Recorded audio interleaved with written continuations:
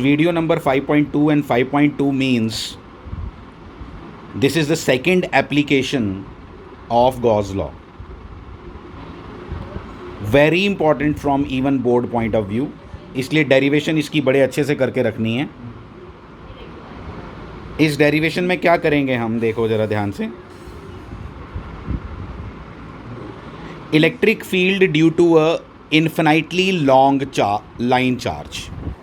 Line charge का मतलब होता है, अच्छे से समझेंगे हम, लाइन चार्ज का मतलब है बहुत लंबी वायर है, एक तो बहुत लंबी wire, infinitely long wire. Infinitely long wire का एक और मीनिंग होता है क्या, कि जो वायर की लेंथ है ना, वो जिस पॉइंट पे हम इलेक्ट्रिक फील्ड निकाल रहे हैं वो वायर के कंपैरिजन में बहुत पास है. मतलब इफ़ दिस इज़ आर, क्योंकि इन्फिनाइटली लॉन्ग तो कोई हो नहीं सकती ना एक्चुअली चीज़, किसी ना किसी वायर की कोई ना कोई लेंथ तो है, तो इन्फिनाइट कैसे बोल सकते हैं. तो इन्फिनाइट का मतलब बेसिकली क्या होता है कि वायर के केस में वायर की लेंथ जो है वो जिस पॉइंट पे मैंने इलेक्ट्रिक फील्ड निकालना है वायर की लेंथ उससे काफ़ी ज़्यादा है. एग्जाम्पल के तौर पे वायर की लेंथ है 10 मीटर, 1000 सेंटीमीटर, और जो मैंने इलेक्ट्रिक फील्ड निकालना है वो मान लो मैंने 10 सेंटीमीटर 20 सेंटीमीटर पे निकालना है. एक है 10 मीटर और इलेक्ट्रिक फील्ड निकालना है, तो उसके कंपैरिजन में अगर बहुत बड़ा हो तो हम बोलते हैं वायर बहुत बड़ी है. तो अब इसको कैसे हम इसको गॉस लॉ लगा के हमने करना है. बोर्ड में हमने लाइन चार्ज का इलेक्ट्रिक फील्ड पहले भी फाइंड किया है. इलेक्ट्रिक फील्ड के टॉपिक्स में आपने देखना चाहिए, वो भी वहाँ पे इन्फिनाइटली के लिए हमने स्पेशल केस में पढ़ा था. लेकिन गॉस लॉ की जो एप्लीकेशन है उसमें जो लाइन चार्ज है उसकी लेंथ जो है वो इन्फिनाइट है, बहुत लंबी वायर है. अब मैं क्या बात करने वाला हूँ इस केस में, आप देखना ज़रा. अब इसमें देखो, मैं आपको पहले डायग्राम समझाता हूँ. इस डायग्राम में क्या किया हमने, ये गॉसियन सरफेस है. गॉसियन सरफेस क्यों, क्योंकि ये सिलेंड्रिकली सिमेट्रिकल है. अगर आप इसके इलेक्ट्रिक फील्ड को या इलेक्ट्रिक फील्ड लाइंस को ज़रा ध्यान से देखो, किसके लाइन चार्ज, मैंने एक बार इलेक्ट्रिक फील्ड लाइंस में भी आपको ये समझाया था जब मैंने आपको इक्यू पोटेंशियल सरफेसेस के बारे में बताया था, अगर आपको याद हो तो. तब भी मैंने आपको बताया था this line charge has got a cylindrical symmetry. Cylindrical symmetry का मतलब हुआ कि जो ये लाइन चार्ज है ना, इसकी जो इलेक्ट्रिक लाइंस ऑफ फोर्स हैं वो कैसी होंगी. देखो मैं बना रहा हूँ, आप समझना ज़रा. लेकिन मैं तो 2D में ही बना पाया ना, अभी कुछ तो और भी हैं जो ऊपर नीचे भी हैं. आप उनको इमेजिन करो. ये देखो, ये देखो, मैंने डॉट वाली भी बनाई, क्रॉस वाली भी होंगी, मिक्स होंगी, कुछ डॉट वाली कुछ क्रॉस वाली, ऊपर नीचे दाएं बाएं हर जगह 3D में. इसको बोलते हैं सिलेंड्रिकल सिमेट्री. इसलिए इसका इलेक्ट्रिक फील्ड फाइंड करने के लिए हमने क्या किया, हमने एक सिलेंडर बनाया. गॉसियन सरफेस हमने क्या लिया, एक सिलेंडर लिया जिसकी लेंथ L है. जो लाइन चार्ज है उसकी लेंथ कितनी है, इन्फिनिटी. जो गॉसियन सिलेंडर लिया मैंने, गॉसियन सरफेस चूज किया यहाँ पे एज ए सिलेंडर, याद कर लो इधर सिलेंडर ही लेना है, उसकी जो लेंथ ली वो कितनी ली, L. उस सिलेंडर का रेडियस कितना है, R. सिलेंडर के सरफेसेस कितने होते हैं, 3. देखो मैंने यहां मार्क भी किया हुआ है. एक ये कर्व्ड वाला, कर्व्ड सरफेस गुलाई में, एक हो गया आपका ये नीचे वाला फ्लैट सरफेस, ऊपर वाला फ्लैट सरफेस. टोटल सरफेसेस कितने हुए, 3. मैंने S1 S2 S3 करके उनको रिप्रेजेंट भी किया है. अगर आप ध्यान से देखो अभी, तो अब हमने क्या करना है, देखो तो फिगर को पहले बहुत अच्छे से समझना है. फिगर के अंदर एक छोटी सी चीज़ भी ऐसी नहीं होनी चाहिए जो मुझे क्लियर ना हो कि ये मैंने क्यों बनाई. और जब मैं एग्ज़ाम दूं, एग्ज़ाम के अंदर भी जब ये डायग्राम को मैं रिप्रेजेंट करूं तो एक एक चीज़ यही चेक होनी है. मैं आपको बता रहा हूं बार बार, आपको मालूम है मैंने डायरेक्ट ये आपको बताया ही नहीं. अगर आपको डायग्राम क्लियर हो जाएगी तो ये जो कहानी लिखी हुई है ये तो आप खुद लिख लोगे, इसमें कौन सी बड़ी बात है, कुछ भी नहीं है.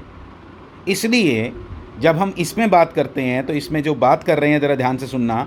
3 सरफेसेस के बारे में मैंने बात की. तीन सरफेसेस में अब ध्यान से देखना जरा, हमने हर एक में एक एरिया एलिमेंट लेते हैं। आपको मालूम है हम हमेशा जब भी गॉस लॉ लगाते हैं तो ये फॉर्मूला हम यूज़ करने वाले हैं यहाँ पे।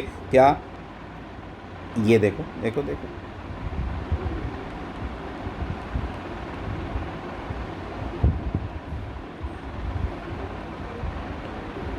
Equal to q in upon epsilon naught, ये यूज़ करने वाले। इस लाइन चार्ज का, इस लाइन चार्ज की,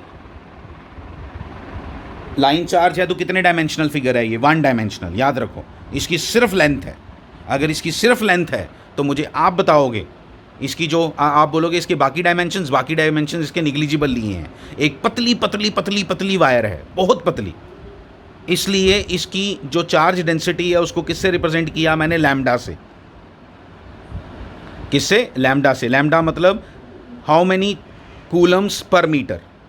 यूनिफॉर्मली चार्ज है। यूनिफॉर्मली चार्ज मतलब 1 मीटर ऊपर से लो, 1 मीटर इधर से लो, 1 मीटर नीचे से लो, हर जगह चार्ज क्या है? इक्वल। यूनिफॉर्मली चार्ज्ड वायर है, लाइन चार्ज जिसको बोला जा सकता है, और उसकी charge density in coulomb per metre is lambda. 3 surfaces हैं। इलेक्ट्रिक फील्ड मैंने अभी साइड पे आपको बना के दिया था कि इलेक्ट्रिक फील्ड की डायरेक्शंस कैसी होंगी। आपको 3D में इमेजिन करनी पड़ेंगी इसकी। पूरा सिलेंडर जैसा बनेगा ये चारों तरफ। ये जो मैंने एरो बनाए ना, ये एरो भी आपको चारों तरफ नज़र आएंगे थ्रू आउट 3D में।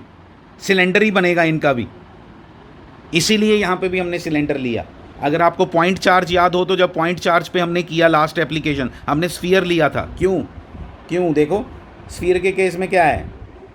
स्फीयर के केस में वो स्फेरिकली सिमेट्रिकल फील्ड लाइंस हैं उसकी। देखो ऐसी थी या नहीं?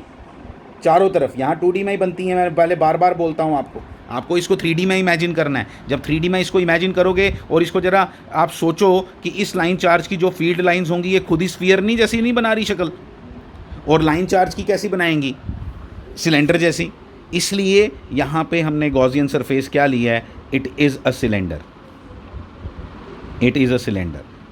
ठीक है, अब सिलेंडर हमें समझ आ गया, इसके 3 सरफेसेस समझ आ गए। जब मैंने देखा, अब आप एक चीज़ और नोट करो, यहाँ पे हमने 3 एरिया एलिमेंट्स लिए हैं। कर्व्ड का DS1 इलेक्ट्रिक फील्ड लाइंस के साथ वो कितना एंगल बनाएगा? हमेशा 0।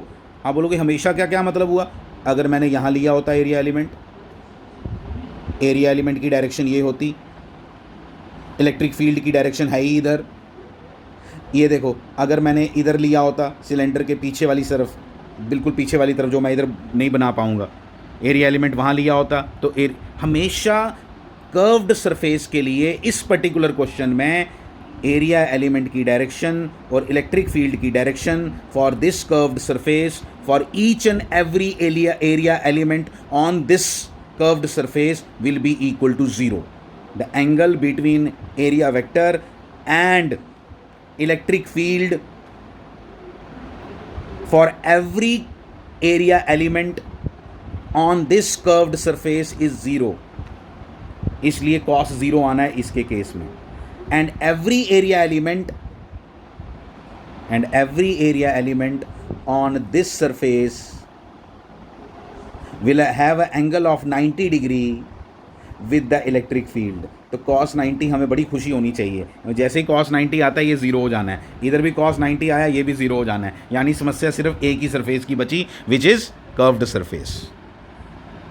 बड़ी क्लियरली आपको एक एक चीज़, देखो आपको डायग्राम पे भी मैंने कितनी बात की आपके साथ, आपको एक एक चीज़ क्लियर होनी चाहिए। लाइन चार्ज है जिसकी करंट डेंसिटी लैम्डा, यही कहानी लिखी है इधर। Consider a thin infinitely long straight wire having a uniform linear charge density lambda coulomb per metre to find the field at distance r। हमने क्या करना है? हमने डिस्टेंस r पे, ये देखो मैं आपको यहाँ बना के देता हूँ, हमें ये लाइन चार्ज गिवन था, हमने डिस्टेंस r पे क्या निकालनी है? हमने डिस्टेंस r पे इलेक्ट्रिक फील्ड बताना है कि बताओ भाई डिस्टेंस r पे इलेक्ट्रिक फील्ड कितना होगा। तो उसके लिए हमने यहाँ पे r रेडियस का मतलब यहाँ से ऐसे पास करेगा उसी r में से, r रेडियस का हमने एक सिलेंडर बना लिया जो यहाँ पे आपको दिखाई दे रहा है। क्लियर हो गया? अब हम क्या करने वाले हैं देखो ज़रा ध्यान से। अब ये तीनों चीज़ें पता चल गई। देखो आ गया, as shown in figure it has curved surface S1, flat surfaces S2 and S3 clearly from figure, जो मैंने आपको एक्सप्लेन किया, DS1 is parallel with this, parallel मतलब एंगल 0, दो परपेंडिकुलर हो गए, ये समझ आ गया आपको सारा। सेम फिगर है, कोई वही फिगर इधर बनाई है, आपने एक ही बार बनानी है, आपने दो बार नहीं बनानी। हैंस अब फाई ई मतलब गॉस लॉ लगाने लगा हूँ, फ्रॉम गॉस लॉ लिख भी लेना चाहिए था यहाँ मुझे, ठीक है। फिर ये हमने फार्मूला लगाया, इसको 3 टुकड़ों में बांट दिया, ठीक है, 3 टुकड़ों यहाँ पे भी डाल दो वो एरिया एलिमेंट, कोई प्रॉब्लम नहीं, ये ऐसे, ठीक है। ये आपका होता है सरफेस इंटेग्रल। तो तीनों का जब सरफेस इंटेग्रल को ऐड किया, ये 2 0 हो गए, आपको रीज़न पता है, cos 90 0, उसके बाद मैंने इधर cos 0, अब देखो ध्यान से, ये आ गया, इधर से हमने क्या किया, सिर्फ यही बचा, ये दोनों नहीं बचे, ठीक है। फिर इधर से हमने क्या ले लिया, ई कॉमन भी ले लिया, क्या ले लिया, ई कॉमन, ई सॉरी कॉमन नहीं, ई हमने इंटीग्रेशन के बाहर निकाल दिया, क्योंकि ई जो है वो कांस्टेंट है, ई जो है वो कांस्टेंट है, इसलिए ई को हमने हर जगह स्फेरिकल सिमेट्री, मैंने बोला ना, जो भी पूरे सरफेस के ऊपर जो पूरा सरफेस है, ये देखो दोबारा बना के देता हूँ,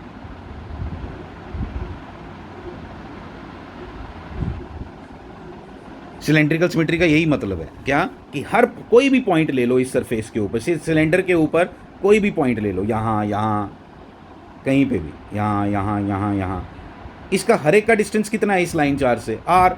जब आर डिस्टेंस ही चेंज नहीं हो रहा सरफेस पे, हर जगह डिस्टेंस कितना है आर, तो आप खुद बताओ कि क्या हर जगह उसका इलेक्ट्रिक फील्ड कांस्टेंट होगा, यूनिफॉर्म होगा, कांस्टेंट होगा, मत से कांस्टेंट होगा, तो उस ई को हम बाहर निकाल सकते हैं। फिर डॉट प्रोडक्ट थी सर, हमें कॉस नज़र नहीं आ रहा, कॉस इसलिए नज़र नहीं आ रहा क्योंकि कॉस 0 इक्वल टू क्या होता है 1, वो भी हमने ले लिया। फिर एक और कहानी, लास्ट में एक चीज़ लिखी है, क्या, इंटेग्रल DS1, मतलब मैंने कर्व्ड सरफेस के ऊपर जितने एरिया एलिमेंट लिए उन सबको ऐड करो तो पूरा कर्व्ड सरफेस बन जाएगा। पूरा जब कर्व्ड सरफेस बन जाएगा तो कर्व्ड सरफेस का एरिया मालूम है तो बड़ी खुशी की बात है, नहीं मालूम तो याद रखो सिलेंडर के कर्व्ड सरफेस एरिया क्या होगा, surface area of the curved surface area of the curved surface of cylinder is equal to 2πRL। ये आ गया। फिर अब हमने ये लगा लिया, अब हम इसको कंपेयर करेंगे किसके साथ, कि Q in upon epsilon not के साथ। लेफ्ट हैंड साइड हमने निकाल ली, गॉस लॉ की ये लेफ्ट हैंड साइड थी, राइट हैंड साइड क्या है, Q in upon epsilon naught, मैंने सब लिखा होगा, ये देखो, we know that according to Gauss law this is equal to this. फिर हमने क्या लिखा, Q इन कितना है, अब ये भी इंटरेस्टिंग है, Q इन कितना है, ये सिलेंडर तूने कितनी लेंथ का लिया था, L लेंथ का,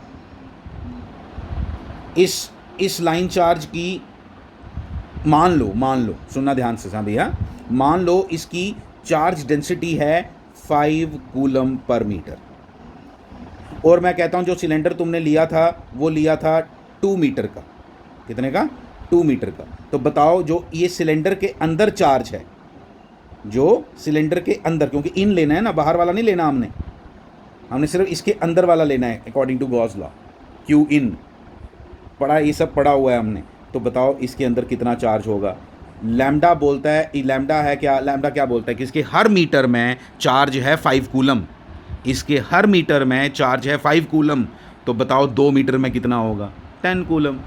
कैसे किया, 5 × 2, हमने तो जर्नलाइज करना, हमने 5 × 2 थोड़ा करना, तो इसलिए जर्नलाइज क्या आ गया, लैम्डा L, तो lambda L upon epsilon naught, जब इसको इक्वेट किया तो ये बन गया lambda upon 2π epsilon naught R, और 1/4π, देखो 1/4π एप्सिलॉन नॉट इक्वल टू, अगर K है तो 1/2π एप्सिलॉन नॉट क्या होगा, 2K होगा।